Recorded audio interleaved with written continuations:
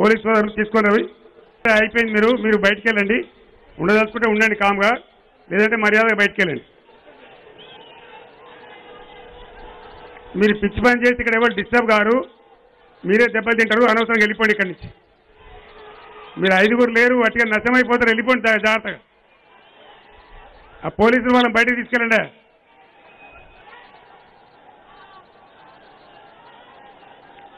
ఆ పోలీసు వాళ్ళు తీసుకెళ్ళండి వాళ్ళను. ఈ డ్రామాలు చాలా చూసినామమ్మా మేము. మీలాంటి కుక్కలు చాలా ఉంటాయి. మీలాంటి కుక్కలు చాలా మంది ఉంటారు. బయటికి వెళ్ళండి, బయటికి వెళ్ళండి. పోలీసు తీసుకెళ్ళండి వాళ్ళను. Take them out. అసలు అహంకారం ఎంత తలకెక్కిపోయింది.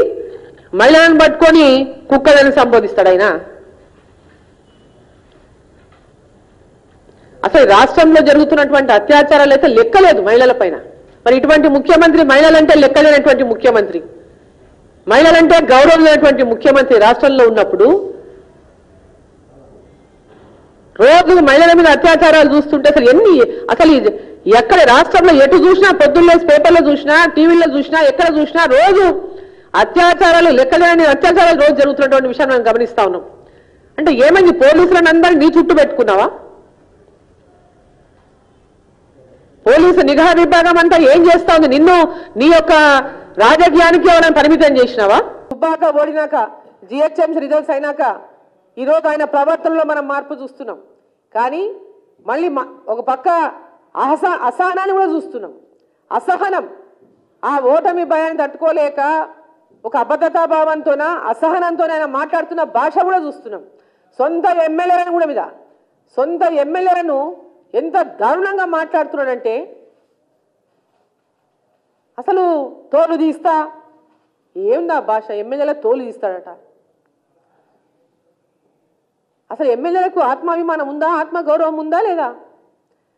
కొడుకును ముఖ్యమంత్రి చేయాలని చెప్పి కోరిక ఉన్నది ఆయనకు. మీకు పెడితే పాపం మీరు అన్నారు బయట. ఆయన చెప్పకుండా ఎవరికైనా అనే ధైర్యం ఉన్నదా? కేటీఆర్ ముఖ్యమంత్రి అవుతాడు అనేటటువంటి మాట చెప్పినటువంటి ధైర్యం బయట ఏ ఎమ్మెల్యేకైనా, ఏ మంత్రికైనా ఉన్నదా? ముఖ్యమంత్రి గారు చెప్పకపోతే పాపం కొడుకు పేరు చెప్తే అన్ని వేరే పేర్లు వస్తున్నాయి. కొడుకు పేరు ఎవరు అంటలేరు. ముఖ్యమంత్రి కనుక కేసీఆర్ తర్వాత ముఖ్యమంత్రి అయ్యేటటువంటి అర్హత ఎవరికి ఉంది అంటే ఈటెల రాజేందర్కి ఉందని వచ్చింది బయటంతా చర్చ. ఏడబోయిన అదే చర్చ జరిగింది. దాన్ని తట్టుకోలేనటువంటి ముఖ్యమంత్రి మీ తోలు తీస్తా, మిమ్మల్ని పార్టీలకు వెళ్ళి గెంటేస్తా,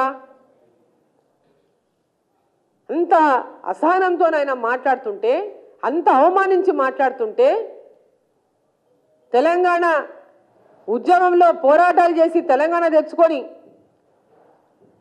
తెలంగాణ ప్రజల ఆకాంక్షలు నెరవేర్చకుండా తెలంగాణను దోచుకుంటుంటే, ఇంకా ఎమ్మెల్యేలు, మంత్రులు ఈ తెలంగాణ నిజంగా తెలంగాణ కోసం పోరాటం చేసి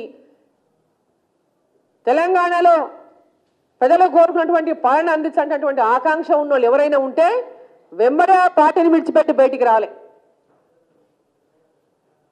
పోనీ ఆ కుటుంబం కిందనే జీతం చేయాలనుకునే వాళ్ళు అక్కడే ఉండిపోండి. ఆయన తనినా దండించుకుంటాం, తోలు తీసినా తోలు తీపించుకుంటాం, గెంటేసినా గెంటేపించుకుంటాం అనుకునే వాళ్ళు అక్కడ ఉండండి, అభ్యంతరం లేదు. కానీ ఆత్మ గౌరవం ఉన్నవాళ్ళు, ఆత్మాభిమానం ఉన్నవాళ్ళు ఒక క్షణం కూడా అక్కడ ఉండకూడదని చెప్పిన సందర్భం నేను కోరుతా ఉన్నా. ఆయన అహంకారాన్ని దించాల్సినటువంటి సమయం ఆసన్నమైంది. తెలంగాణ వచ్చింది ఆ కుటుంబం కోసమే అని మీరు భావిస్తే, ఆ తెలంగాణలో ఆ కుటుంబం ఒకటే ఉంది, ఆ కుటుంబమే బాగుపడాలా, తెలంగాణ ప్రజలు బాగుపడకూడదు, అందరూ వాళ్ళ కాళ్ళ చెప్పుల కింద నలిగిపోవాలనుకుంటే అడుగడుగున ప్రజల్ని మోసం చేస్తూ, అడుగడుగున అవమానాలు చేస్తూ, మహిళలంటే గౌరవం లేదు, ఎమ్మెల్యేలంటే గౌరవం లేదు, మంత్రులంటే గౌరవం లేదు, ప్రజలంటే గౌరవం లేదు, ఉద్యోగస్తులంటే గౌరవం లేదు, ఉద్యమం కోసం పోరాడిన వాళ్ళంటే గౌరవం లేదు. మరి ఇటువంటి ఒక నాయకుని ముందు మోకరిల్లాలనుకుంటున్నారని ఒకసారి గ్రహించాలని చెప్పి సందర్భంగా నేను అందరినీ కూడా కోరుతూ